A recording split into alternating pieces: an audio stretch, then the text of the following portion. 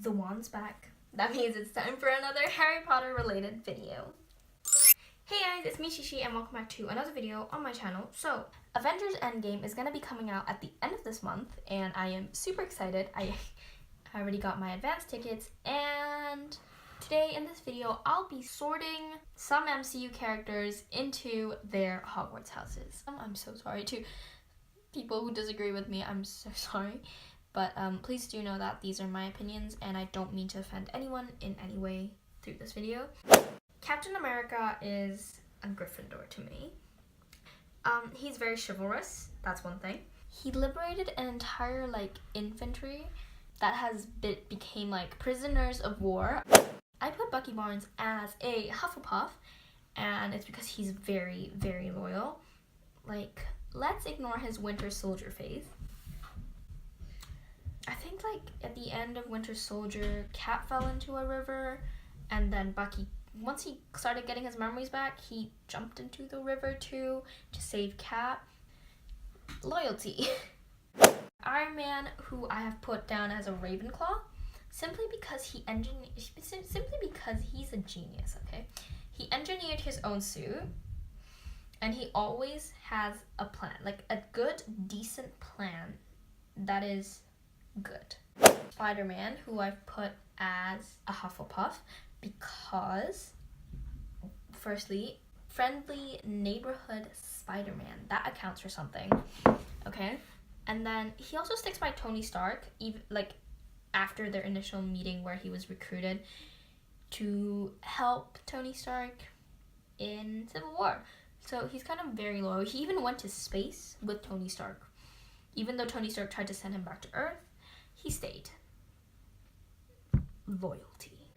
Next we have Black Widow, who I have put down as Ravenclaw because she's a spy, so she has to have some level of strategizing things, and that kind of takes a lot of smarts to accomplish if you want to plan things in a good way. I feel like she always has a plan. In here, my favorite character, I put him as a Hufflepuff, and it's because he's very loyal to his Avengers group and also to his family. I think he came out of retirement in Civil War just to help Cap. That's loyalty. That's loyalty. Scarlet Witch, who I've actually put down as Slytherin. I actually had a hard time deciding where to put Scarlet Witch. I didn't know where to put her, but then when I look back on things, I realized she could be classified as Slytherin because in Age of Ultron, before she started working with the Avengers, when she was still working hand in hand with Ultron, she basically just messed with the Avengers' minds. And also for the better part of Age of Ultron, she was kind of hell-bent on getting revenge on Tony Stark. I put him as a Ravenclaw to nobody's surprise because he's very wise. He tries to solve problems methodically, I think that's the right word, or logically, instead of just going in with violence. And he's kind of a very impartial and neutral character. He, in a good way. He fights for the good. Next there's Doctor Strange, who I have put as a Slytherin. And for Doctor Strange, I've actually mainly looked at his own movie while making this decision. I put him as a Slytherin mainly because he has a very ambitious trait. When he had access to the Time Stone, he basically used it without, even though everyone keeps telling him not to use it, he still used his Time Stone, the Time Stone, and then he trapped Dormammu in a time loop just so he would get Dormammu to agree to a deal with him. And then also in Infinity War, he used the Time Stone to look into the number of possible futures of defeating Thanos. Next, there's Thor. Thor basically oozes Gryffindor vibes. In Thor Ragnarok, during his escape from the place with the Revengers Valkyrie and Bruce Banner, he doesn't actually have a plan. It's basically just shoot everyone and get out. Get the Grandmaster ship and then fly into that I don't feel comfortable saying. Yeah, there's that. So then there's Loki, who I've put as a Slytherin. Need I offer an explanation? I don't think so. If when Bruce Banner is human, like when Bruce Banner is Bruce Banner, I think he's definitely a Ravenclaw, because he's really smart. That's all I can say. And whenever they have plans, I feel like Bruce Banner just kind of looks at it and at different angles. Instead of the way that everyone's seeing it, he might have seen it a bit differently. But when he's the Hulk, he is definitely a Gryffindor because he is reckless. Like, he kind of just dives headfirst into battle. I'm repeating a lot of things in this video. But yeah, when he is the Hulk, he is quite reckless. Then there's Falcon, who I've put as a Gryffindor. And it's simply because in Winter Soldier, even though he didn't know, like, the conditions or, like, the problems that Black Widow and Captain America were facing during the time when they knocked on his door, he was basically just like, come on in, I'll help you. And then there's Black Panther, who is a Gryffindor because, to me, he fights very honorably. He fights for his people. He fights for the good of his people. And when Killmonger showed up and tried to stake his claim on the throne, Black Panther, like, T'Challa, he wasn't just like, well, too bad, I'm on the throne right now, leave. No, he actually just was like, I will allow you a chance to fight me, and if you beat me in this ceremonial fight, the throne is yours. Now onto the Guardians.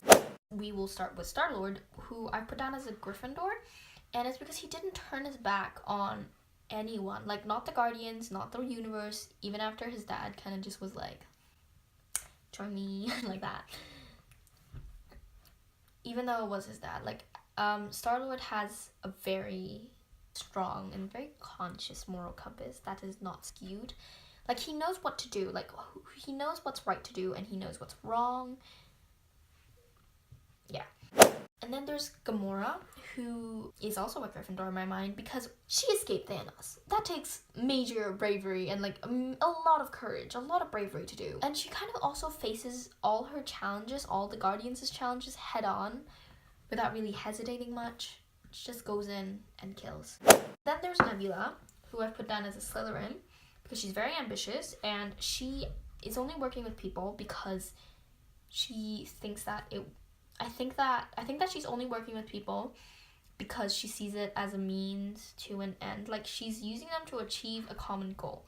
Like in Infinity War, she wants to get revenge on Thanos, and then so does everyone else on the same planet that they're trapped on, like the Guardians of the Galaxy, half of the Guardians actually, Iron Man, Spider-Man, Doctor Strange. They're all there for like a common goal, so she works with them.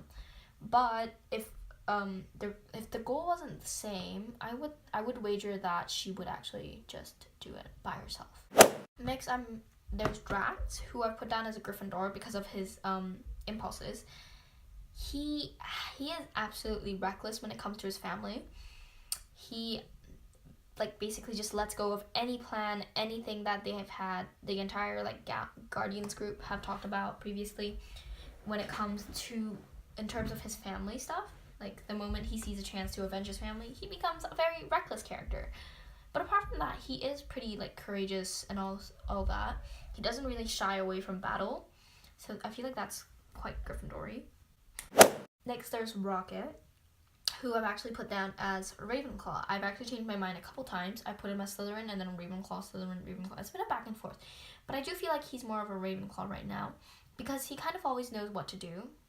That is a very recurring theme with a lot of Ravenclaws. He's made his mind up on how to do things, and he always thinks of ways that could, this might sound like a Slytherin thing to do, but he always thinks of ways to accomplish things or gain things that would either be an advantage to him or to his group or to overall his allies. Then there's Groot, the final Guardian that I'm actually covering.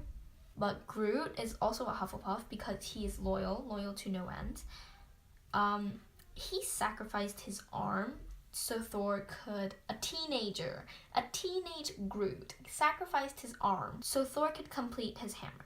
Now we're gonna go and talk about the big bad wolf of Infinity War, Thanos, who unsurprisingly I put him as a Slytherin because he is really like convinced that the way he sees things is the right way to do it. Like like 50% of the population of every species should be wiped out because he just thinks it's the right thing to do, and he's willing to do anything to achieve that goal, even if it meant killing his own family. He killed Gamora just to get the Soul Stone that would in turn lead him to accomplish his goal. And even after he was severely injured by Thor, he still proceeded to snap. Like, even after a lot of what he fought for, like his army crumbled and fell, he didn't let up. He was there to fight. And that's very ambitious to me. And that's one of the reasons why, like, I put Thanos as a Slytherin. I didn't put him as a Slytherin because he's a bad guy. That's clear the air. I'm a Slytherin myself, and I'm not a bad guy too. But yeah, that was me sorting Harry Potter characters into Hogwarts Houses. I hope you guys enjoyed it. If you guys did, don't forget to like and subscribe. Thank you guys all so much for watching, and I'll see you guys on in the next video. Bye!